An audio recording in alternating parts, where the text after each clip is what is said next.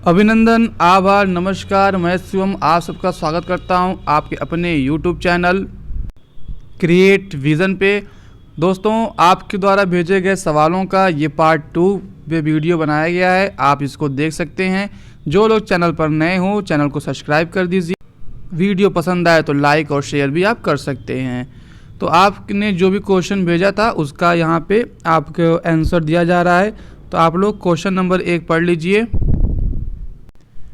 दो भिन्न भिन्न प्रकार की दालों को 3:7 में मिलाने पर मिश्रण का औसत मूल्य 30 रुपया किलोग्राम हो जाता है।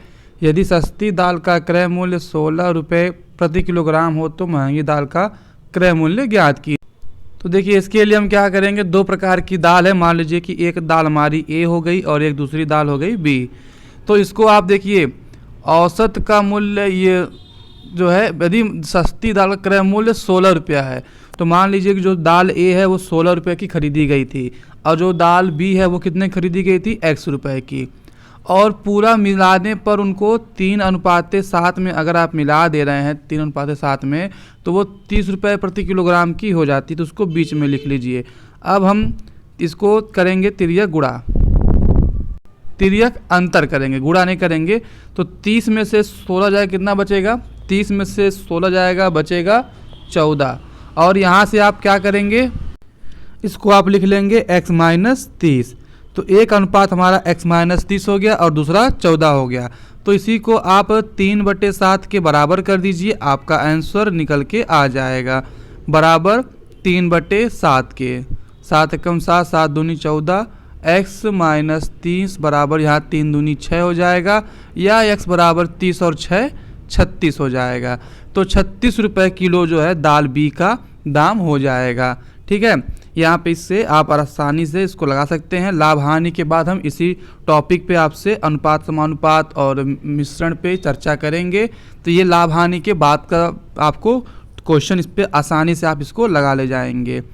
ठीक है, चलिए क्वेश्चन नंबर 2 पढ़ते हैं। 15 पुरुष और 18 महिलाएं, ये टाइम एंड वर्क का सवाल है, एक कार्य को 6 दिन में पूरा करते हैं और एक अकेली महिला कार्य को 270 दिन में पूरा करती है। तो बताइए कि अकेला पुरुष उस कार्य को कितने दिन में पूरा करेगा। तो इस सवाल को लगाने के लिए आप सबसे पहले जो भी सवाल दिया गया है उसको मैथ के रूप में आसान आप लिख लीजिए।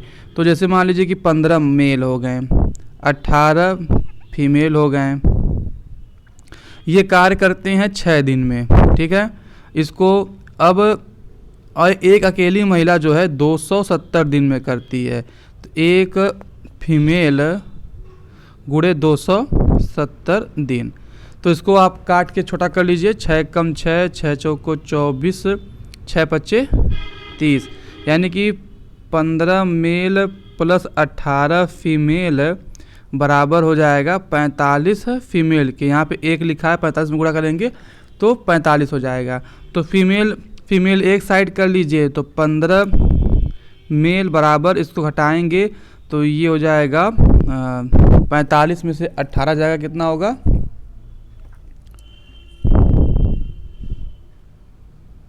27 हो जाएगा। कितना हो जाएगा, 27। ये हो जाएगा फीमेल। तो आप यहाँ से एक फीमेल का वैल्यू निकाल लीजिए। एक फीमेल की वैल्यू हो जाएगी 5 तिहाई 15। अच्छा, अगर आपको नहीं समझ में आ रहा तो इसको आप ऐसे लिख लीजिए, एक फीमेल बराबर 15 मेल बटे 27, यानी कि 3 9 27, 3 पच्चे 15, यानी कि 5 यम बटे 9। एक फीमेल की अनुपात में कितना आ जाएगा, 5 यम बटे में 9। अच्छा, अब यहाँ से आप इसको आंसर तुरंत निकाल सकते हैं। कैसे, देखिए कैसे कि एक फीमेल काम करती है 270 दिन में। तो यहाँ से एक फीमेल की वैल्यू कितनी आई है, 5 यम बटे 9 गुणे 270, 9 तरीके 27, यानी कि 30 पच्चे 150। तो जो अकेला पुरुष है, अकेला पुरुष उस कार्य को 150 दिन में करेगा और जो महिला है उसको कितना, 270 दिन लग जाएगा। या तो जो लोग ये, तो और भी अगर चाहते हैं किसी और तरीके से, तो मान लीजिए कि यहाँ पे आपके सामने जो भी एफिशिएंसी आई है उससे भी आप इसको लगा सकते हैं। ये देखिए यहाँ से हम लिख सकते हैं एफ बटे यम, यानी कि एफ बटे यम कितना हो जाएगा, फीमेल बटे मेल 5:9 हो जाएगा। तो आप जानते हैं कि ये उनकी कार्यक्षमता का अनुपात है, फीमेल और मेल के ये कार्यक्षमता का अनुपात है। तो उनके समय का अनुपात क्या हो जाएगा, 9:5। तो 9:5 ये 5 हो गया जब, तो ये फीमेल काम कर रही है 270 दिन में, तो ये 9 × 30 हो जाएगा, यानी कि 30 का गुणा करने पे 270 आ रहा है। तो यहाँ भी हम 30 का गुणा कर देंगे तो 30 × 5 150 आएगा। तो इस तरह भी आप कार्यक्षमता से भी लगा सकते हैं, या तो आप वैल्यू पुट करके भी इसका आंसर लगा सकते हैं। तो जिससे जैसा भी आपका मन करे आप ऐसे सवाल को लगाइए, आपका आंसर आ जाएगा। ठीक है, इस सब पे हम डिटेल बात करेंगे। अभी जो सवाल आया है तो उसको हम आपसे डिस्कस कर दे रहे हैं, क्योंकि आगामी भी सुपर टेट है, लेखपाल की परीक्षा है, किसी में पूछा जा सकता है। तो आप लोग तो जो लोग पढ़ेंगे वो सवाल भेजेंगे। तो चलिए क्वेश्चन नंबर 3 देखते हैं क्या है। एक बक्से में 5, 10, 20 के नोट हैं जिनके मूल्यों का अनुपात 1:1:3 में है। यदि बक्से में कुल 72 नोट हैं तो 10 रुपये के कुल कितने नोट हैं। तो देखिए 5 रुपया, ये है 10 रुपया और ये है 20 रुपया। इनके मूल्यों का अनुपात दिया है 1:1:3। तो इससे हमसे मतलब नहीं है, अभी हमें मतलब है यहाँ पे कि कुल नोट 72 हैं, यानी कि नोटों की संख्या दी गई है। तो जब नोटों की संख्या दी गई है तो इसको भी हम नोटों की संख्या में बनाएंगे। पर कैसे बनाएंगे, इसको आप अनुपात और इससे आप देख सकते हैं। संख्या का अनुपात निकाल लीजिए। तो हम देखिए यहाँ पे लिखेंगे संख्या का अनुपात। अगर हम संख्या का अनुपात निकाल के उसको 72 के बराबर कर देंगे तो हमारा मालूम हो जाएगा कितने नोट 5 रुपये के थे, कितने 10 रुपये के थे और कितने 20 रुपये के थे। जैसे मान लीजिए आपके पास 40 रुपया है, आपके पास कुल 40 रुपया है और सब नोट 5 की नोट हैं। 5 रुपये का सिक्का है या 5 रुपये का नोट है जिनका मूल्य 40 रुपया है। तो बताइए आपके पास 5 रुपये के कुल कै नोट हैं, कितने नोट हैं आपके पास, कितने नोट हैं। तो 8 नोट। कैसे 8 आया, आपने जो वैल्यू दी गई है, जो वैल्यू दिया गया है मूल्य में 5 रुपये से डिवाइड कर दिया, तभी तो 8 आया आपका। ठीक उसी तरह यहाँ पे भी हम क्या करेंगे, जो वैल्यू हमारी कितनी गई है 113, तो वैल्यू हमारी है 113। ठीक है, और रुपयों कितनी दिया गया, यहाँ पे देखिए ये 5 रुपया है, ये 10 रुपया है और ये 20 रुपया है। ठीक है, यहाँ पे आप देख सकते हैं कि 40 रुपये कुल नोट थे 5 रुपये के सिक्कों का, तो कुल सिक्का कितना हुआ 8। उसी तरह यहाँ पे वैल्यू कितनी दी गई है, मूल्यों का अनुपात कितना दिया गया है 1:1:3। तो उसमें जो नोट जिसके नोट हैं उनका भाग दे देंगे तो आपका संख्या जो है निकल के आ जाएगा। ठीक है, ठीक उसी तरह अब इसको आप समीकरण को सॉल्व कर लीजिए, आपका आंसर आ जाएगा। तो चलिए समीकरण को सॉल्व करते हैं। 1/5, 1/10 और 3/20 का आप 20 से गुणा कर दीजिए सब में, तो आपको एक वैल्यू मिल जाएगी। 5, 10, 20 का एलसीएम लेते हैं। जब भिन्न में अनुपात दिया रहे तो हर का एलसीएम लेके उसको अंश में गुणा कर देते हैं। तो 5 चौक को 20 हो जाएगा, 10 दूना 20 हो जाएगा और 20 से कम 20 से कट के ये 3 हो जाएगा। यानी कि देखिए उनके संख्या का अनुपात कितना आ गया 4:2:3। यानी जो 5 रुपया, 10 रुपया, 20 रुपये के जो नोट हैं उनको अगर मूल्य में अगर आप करते हैं, उनका मूल्य करते हैं तो 1:1:3 में है, और अगर संख्या में लिखते हैं तो 4:2:3 है। ठीक है, तो अब इसी को जोड़ लीजिए 4, 2, 7, 3, 9, यानी कि 9 यक्स का वैल्यू कितना दिया गया है 72 नोट। कुल क्या नोट है 72, तो यक्स का मान निकाल लीजिए 9×8 72। यानी कि अब क्या करेंगे आप देखिए,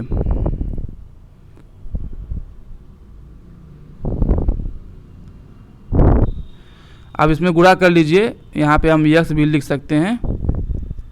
तो 4 यक्स का हो जाएगा 8 चौक को 32, यानी 32 नोट जो हैं 5 रुपये के हैं, 16 नोट जो हैं 10 रुपये के हैं और 8 त्रिके 24 नोट जो हैं वो 20 रुपये का है। ठीक है, ये हमारे नोटों की संख्या हो गई। यहाँ से 4 यक्स यानी 4 × 8 करेंगे 32 हो गया, 2 × 8 करेंगे 16 हो जाएगा, 3 × 8 करेंगे 24। तो 32 नोट जो है 5 रुपये का है, 16 नोट जो है 10 रुपये का है और 24 नोट ₹20 का है। पूछा है 10 रुपये के कुल कितने नोट हैं, 10 रुपये के कुल 16 नोट हैं। ठीक है, 10 रुपये के कुल 16 नोट हैं। अब आप पूछेंगे मूल्यों का अनुपात क्या चीज़ है, 1:1:3। तो आप देख लीजिए कि अगर 32 नोट हम चेक करेंगे कि हमारा आंसर सही है या गलत। तो मान लीजिए आपको चेक करना रहे तो 32 नोट अगर 5 रुपये का हो तो उनका कुल वैल्यू कितना होगा, 32 × 5 यानी कि 160 रुपया होगा। ठीक है, चलिए 10 रुपये का चेक कर लीजिए, 16 दहा में 160 रुपया, ये भी देखिए उतना ही आ जाएगा 10 रुपये का। और 20 का भी इसी तरह चेक कर लीजिए कि 20 रुपये का नोट है तो 24 × 20 यानी कि 480 रुपया। तो आप देख लीजिए कि 16, 16, 16, 348 ये 1:1:3 में है कि नहीं है। ठीक है, तो ये चीज़ हमारा सवाल दिया गया था कि 160 रुपया 5 रुपये का। अगर आपसे पूछता कि कुल क्या रुपया हैं तो इनको आप जोड़ लेते तो आपका आंसर हो जाता। जैसे 16 दूना 32, 32 8 40 यानी 800 रुपया कुल रहता, उसके बक्से में कुल 800 रुपया हो। ठीक है, हाँ, तो पूछता आपसे कि कुल क्या रुपया है तो 480 रुपया है, कुल नोट 72 हैं। और यहाँ से बहुत सवाल पूछते हैं इस 5, 10, 20 रुपये के नोट, 1 रुपया 50 पैसा 25 पैसा के सवाल, इस पे बहुत सवाल आते हैं। इस पे यही कॉन्सेप्ट हम यूज करते हैं, तो इससे एग्जामिनर कुछ भी आपसे पूछ सकता है और ये इस टाइप का सवाल एग्जाम में अक्सर देखे जाते हैं। तो चलिए नेक्स्ट क्वेश्चन पे देखते हैं। क्वेश्चन नंबर 4 पढ़ लीजिएगा। 1750 का 8% वार्षिक ब्याज की दर से 5/2 वर्ष का चक्रवृद्धि मिश्रधन ज्ञात कीजिए। तो 5/2 मतलब होता है 2.5 वर्ष, यानी कि 2.5 वर्ष का हमको क्या निकालना है, ए निकालना है। तो चलिए इसको निकालते हैं। तो सबसे पहले 8% बराबर होता है 2/25। देखिए परसेंट बहुत जगह काम आता है, इसलिए मैंने परसेंटेज आपको पहले पढ़ा दिया है।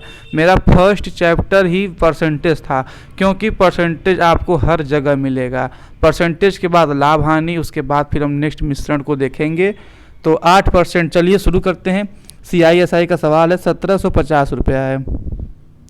तो इसको लगाने के लिए मान लीजिए पहला साल हो गया, ये सेकेंड साल हो गया और ये थर्ड साल हो गया, यानी तीसरा साल। तो 1750 का जब आप निकालेंगे 8/1750 का आप निकाल लीजिए 8% का वैल्यू।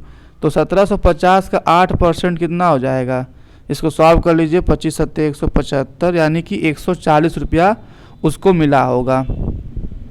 ठीक है, 140 रुपया उसको मिला होगा।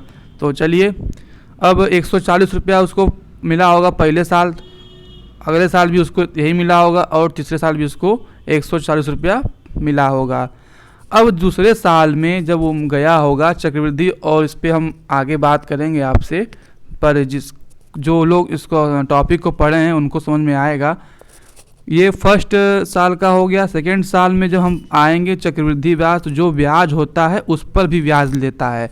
चक्रवृद्धि ब्याज में जो हमारा ब्याज निकल के आता है पहले साल का, उसके बाद भी अगले साल उस ब्याज पर भी ब्याज देता है। यानी कि मूलधन पर तो ब्याज तो लगेगा ही, और प्लस जो आप ब्याज आ रहा है उस पर भी ब्याज लगेगा, इसीलिए इसका नाम चक्रवृद्धि ब्याज होता है।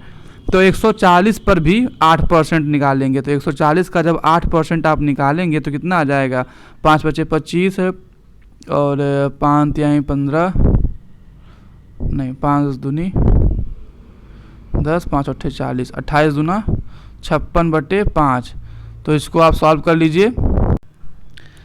तो 5 × 1 = 5, 11 × 5 = 55, यानी कि 11.2 आएगा। ठीक है, 11.2 आएगा। और अब ये तो दूसरे साल तक का हो गया।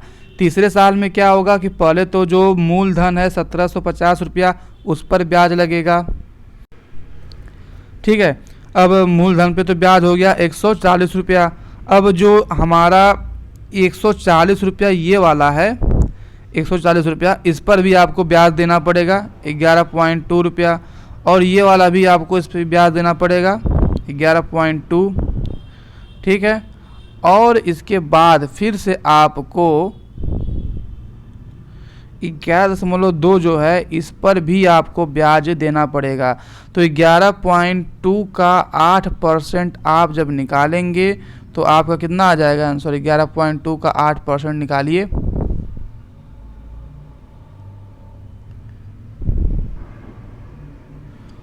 $0.896 आ जाएगा। ठीक है, तो अब आप देखिए यहाँ पे सवाल में कि ये आपका ये पहला साल हो गया, ये सेकेंड साल हो गया। आपसे 2.5 वर्ष का ही पूछा है, ना कि पूरे 3 वर्ष का पूछा है। तो सबसे पहले इस 3 वर्ष में कुल कितना उसका जो है ब्याज आया, इसको जोड़ लीजिए। 3 वर्ष में, तीसरे वर्ष में उसका कितना आंसर आया है, ब्याज कितना आया है, उसको जोड़ लीजिए। तो इसको आप जब जोड़ेंगे तो आपका आएगा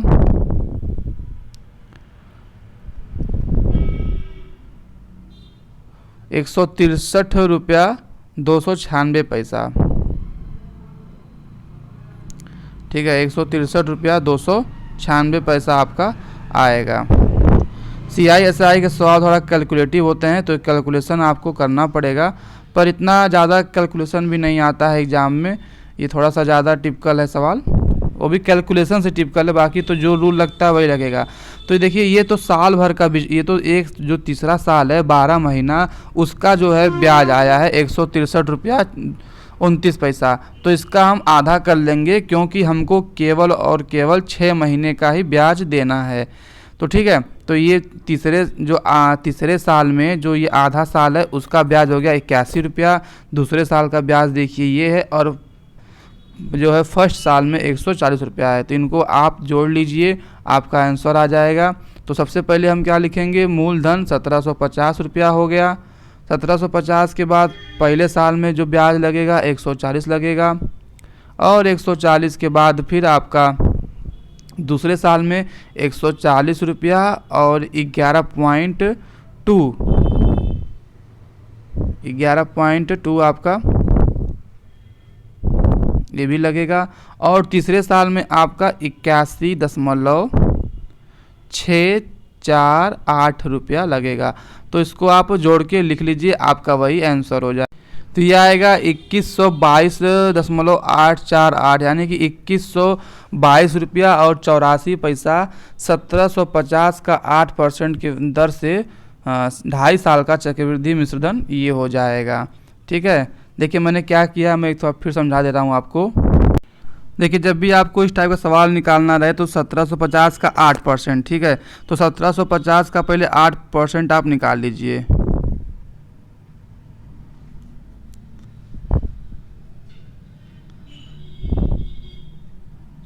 सत्रह सौ पचास का जब 8% निकालेंगे, मैं बता रहा हूँ आपसे, तो इसको आप लिख सकते हैं 1750 गुणे 2/25। तो जब 1750 का आप 8% के वैल्यू निकालेंगे तो आपका आएगा 140 रुपया। ठीक है, तो अब इसको आप समझिए कि पहले साल में हमसे जो है, पहले साल में जो व्यक्ति है, जो बैंक है, जो भी हो, पहले साल में केवल 140 रुपया ही हमारा लगेगा। 1750 का 8% लगेगा। ठीक है, अब सेकेंड ईयर में क्या होगा, दूसरे साल में क्या होगा, जो ये हमारा मूलधन है 1750, इसका 8% तो देना ही देना है, तो 140 रुपया आप फिर देंगे। फिर उसके बाद आप क्या देंगे, जो आपका ये ब्याज है ना 140 रुपया, ये भी आप फिर से इसका भी अब आप 8% देंगे। तो जब आप 140 का 8% निकालेंगे तो आपका आएगा 11.2 रुपया। तो यानी कि सेकेंड साल में 11.2 रुपया आप बढ़ा के देंगे। यहाँ तक किसी कोई दिक्कत नहीं। चलिए क्वेश्चन अब देखें, थर्ड ईयर यानी तीसरे साल में। तीसरे साल में क्या होगा, 1750 हमारा मूलधन है और उस पर 8% फिर से लगेगा, तो आप 140 रुपया आप फिर से देंगे। अब आप क्या करेंगे और क्या क्या देंगे आप, अब जो हमारा ये ब्याज है 140 रुपया, 140 रुपये का भी हम 8% देंगे, यानी कि 11.2 हमको फिर से देना पड़ेगा। दूसरे साल में भी यहाँ पे देखिए जो 140 रुपया ब्याज आया है, इस पर भी हम देंगे, तो 11.2 रुपया हमको और बढ़ा के देना पड़ेगा। और दूसरे साल में ही 11.2 रुपया आपका फिर से एक ब्याज बढ़ा है, तो इस पर भी हम आपसे 8% ब्याज लेंगे। इसका एक फार्मूला भी होता है, फार्मूले से भी इसको लगाया जाता है, पर ये विधि आसान होती है। भले आपको कठिन लग रहा होगा, पर आप जब सिंपल सवाल मिलेंगे उनको यहाँ पे कैलकुलेशन की वजह से ये दिक्कत हो रहा है, नहीं तो ये बहुत आसान विधि होती है।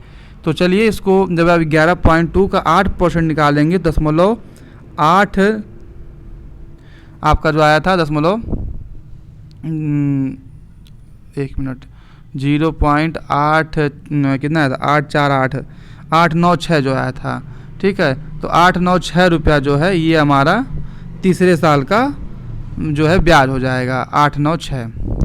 तो तीसरे साल में कुल हमको इतना ब्याज देना पड़ेगा, दूसरे साल में कुल इतना देना पड़ेगा और फर्स्ट ईयर में कुल इतना देना पड़ेगा।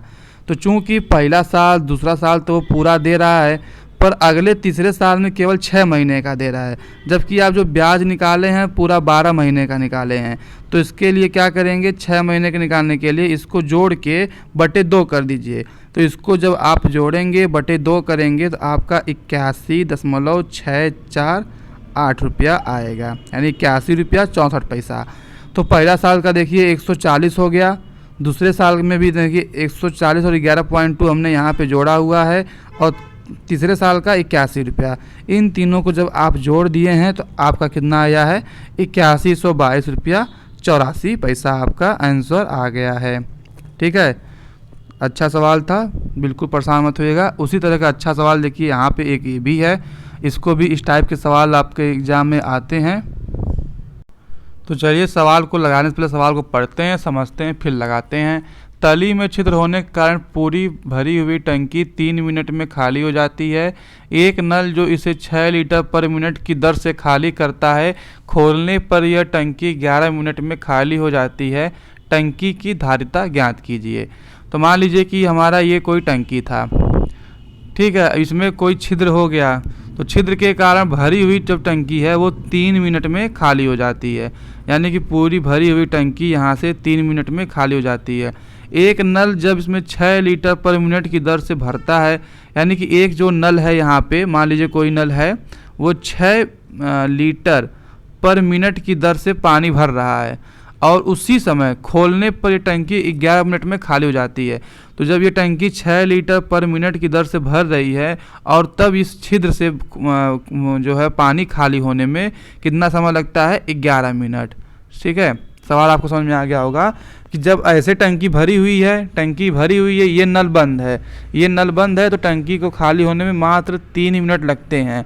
पर जब ये नल भी चालू कर दिया जाता है और ये छिद्र भी खुला हुआ रहता है तो टंकी को खाली होने में 11 मिनट लग जाते हैं। तो चलिए इसको लगाते हैं। सवाल में पूछा गया है आपसे टंकी की धारिता कितनी है, यानी इस टंकी में कुल कितना पानी है, आपसे ये पूछा है। तो मान लीजिए कि जो ये टंकी हमारी जो पहले खाली कर रही है, वो उसको हम ए मान लेते हैं कि वो ए जो है वो 3 मिनट में खाली कर देती है। ठीक है, ए जो है 3 मिनट में खाली कर देती है, और ये हमारी टंकी मान लीजिए बी है। तो बी जो है 6 लीटर पर मिनट तो भर रही है और साथ में खाली भी हो रही है, यानी कि ए प्लस बी काम हो रहा है, यानी कि ए भी काम कर रहा है, ए अपना खाली कर रहा है और बी क्या कर रहा है, भर रहा है।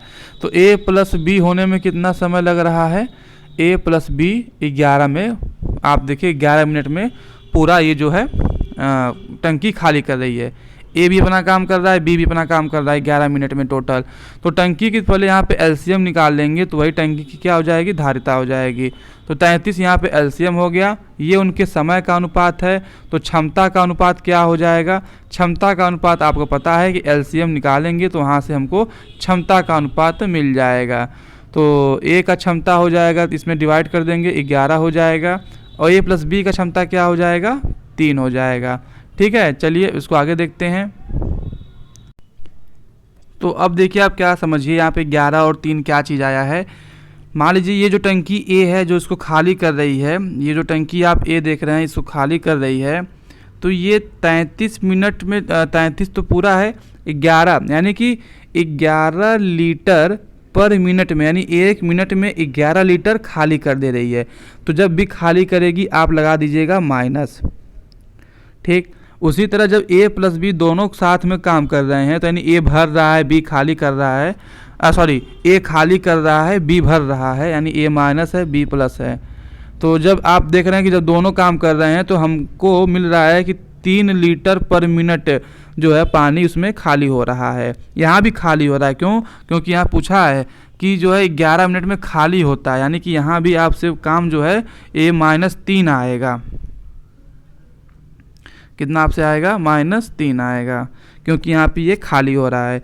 देखिए ए जो है 11 लीटर पर मिनट के हिसाब से खाली कर रहा है, और जब दोनों खुल जा रहे हैं तो वो 3 लीटर पर मिनट के हिसाब से खाली कर रहे हैं। तो यहाँ पे देख तो ए का कितना एफिशिएंसी है -11 और ए प्लस बी का -3, तो केवल और केवल बी प्लस का एफिशिएंसी क्या होगा।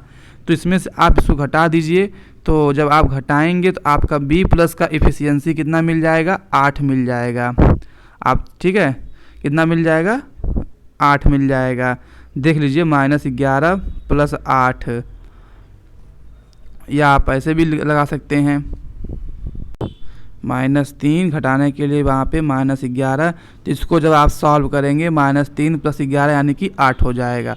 तो बी प्लस की जो इफ़िशियंसी है यानी कि वो बी प्लस जो है 8 लीटर पर मिनट के हिसाब से वो टंकी में भर रहा है, उसका मान कितना दिया गया है सवाल में, 6 लीटर पर मिनट के हिसाब से। तो चलिए बी का एफिशिएंसी निकाल लेते हैं, फिर उसका तुलना कर देंगे, हमारा आपका आंसर आ जाएगा। तो चलिए इसको लगाते हैं। तो बी प्लस की भरने में लगा हुआ इफ़िशियंसी यानी कि 33/8, 33/8। तो 1 मिनट में 33/8 काम हो रहा है, तो 6 लीटर पर मिनट में कितना काम होगा, तो 33/8 × 6 कर दीजिए। तो 2 चौको 8, 2 तिहाई 6, 33 तिहाई 99/4, इसको काट दीजिए, 4 दूनी 8, 4 चौको 16, 4 सत्ते 28, 4 पचे 20, 24.75 जो है ये टंकी की पूरी क्या हो जाएगी, कैपेसिटी हो जाएगी। तो अगर अकेला बी काम करता तो उसकी इफ़िशियंसी 8 होती, तो 33/8 उसका पूरा वर्क होता। तो उसमें हम × 6 इसलिए किए हैं क्योंकि वो 6 लीटर पर मिनट की दर से टंकी को भरता है। तो इफ़िशियंसी कितनी, टंकी की जो कैपेसिटी है धारिता कितनी हो जाएगी, 24.75 आपका हो जाएगा। तो ठीक है, चलिए बहुत बहुत धन्यवाद, आप लोगों ने क्वेश्चन भेजा और इसको आप लोग देख लीजिएगा, बहुत बहुत थैंक यू, और अपने स्तर से इसको सब्सक्राइब भी शेयर भी कर दीजिएगा।